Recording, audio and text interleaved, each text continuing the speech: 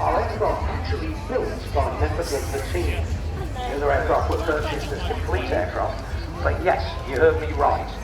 These aircraft are kit builds. You buy the kit, you build it yourself.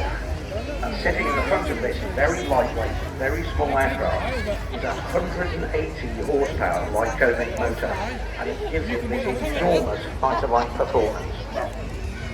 Another great photo opportunity coming up dead ahead, with all the landing lights on and the smoke going.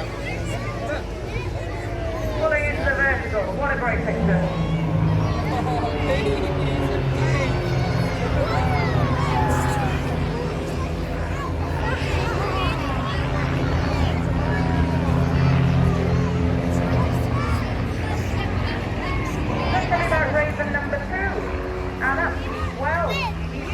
This year.